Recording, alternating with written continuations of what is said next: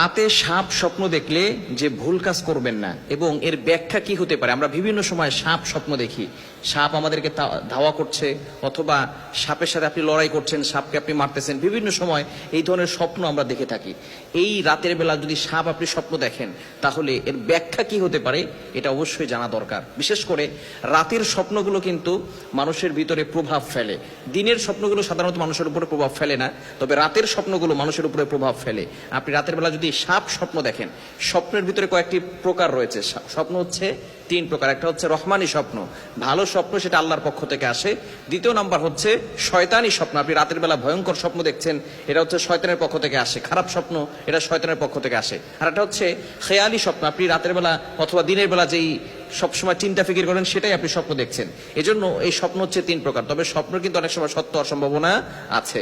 ইউসুফ আলাইহিস সালাম কিন্তু স্বপ্নের সবচেয়ে বড় ব্যাখ্যাদাতা ছিলেন, এবং আবু বকর সিদ্দিক রাদিয়াল্লাহু তাআলা স্বপ্নের ব্যাখ্যাদাতা ছিলেন। শুধু তাই নয়, মুহাম্মদ ইবনে সিরিন তার যুগের সবচেয়ে বড় স্বপ্নের ব্যাখ্যাদাতা ছিলেন। এই মুহাম্মদ ইবনে সিরিন তার কিতাব থেকে আমরা আজকে জানবো যে সাপ স্বপ্ন দিলে কি হতে পারে। আমরা অনেক সময় রাতের বেলা ভয়ঙ্কর সাপ দেখি, সাপ আপনাকে ধাওয়া করছে। রাতের বেলা স্বপ্ন কিন্তু বাস্তব হতে পারে। এখন সর্বপ্রথম যে ভুল কাজটা আমরা করে থাকি, সাপ স্বপ্ন দেখলে আমরা মানুষের কাছে বলে থাকি খবরদার এই ভুল কাজ কখনো করবেন না। যদি আপনি মানুষের কাছে বলেন, সে যদি উল্টাপাল্টা কোনো ব্যাখ্যা করে, সেই ব্যাখ্যা কিন্তু আপনার উপরে পড়ে যেতে পারে। এই জন্য খবরদার কারো কাছে এই ভয়ঙ্কর স্বপ্ন দেখা, খারাপ স্বপ্ন দেখা এবং সাপ স্বপ্ন দেখলে আপনি কাউকে বলবেন না। এই সাপ স্বপ্ন দেখা এটা হচ্ছে ইঙ্গিত বোঝায়, অথবা কেউ আপনাকে ব্ল্যাক ম্যাজিক করেছে, জাদুটোনা করেছে। এটা কিন্তু অনেক সময় সাপ স্বপ্ন দেখলে এর একটা ব্যাখ্যা, একটা ইঙ্গিত হতে পারে। কেউ যদি আপনাকে ব্ল্যাক ম্যাজিক করে, জাদুটোনা করে, তাহলে সাপ আপনি স্বপ্ন দেখবেন।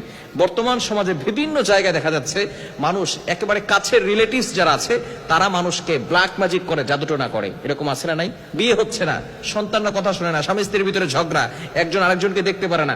বর্তমানে ব্ল্যাক ম্যাজিকের ছড়াছড়ি হয়ে গেছে। এজন্য রাতের বেলা স্বপ্ন দেখলে এটা একটা লক্ষণ, একটা আলামত হচ্ছে হয়তো আপনাকে কেউ ব্ল্যাক ম্যাজিক করেছে। অথবা একেবারে শেষ রাতের দিকে যদি আপনি স্বপ্ন দেখেন সাপ, এই স্বপ্নে দেখার কয়েকটি ব্যাখ্যা রয়েছে। ধরেন আপনি সাপ আপনাকে ধাওয়া করতেছে, এর অর্থ হচ্ছে, এর ব্যাখ্যা হচ্ছে যে কেউ আপনার সাথে দুশ্মনী করছে, আপনাকে ক্ষতি করার জন্য চেষ্টা করতেছে। এজন্য আপনি সতর্ক থাকবেন, অবশ্যই সতর্ক থাকার চেষ্টা করতে হবে।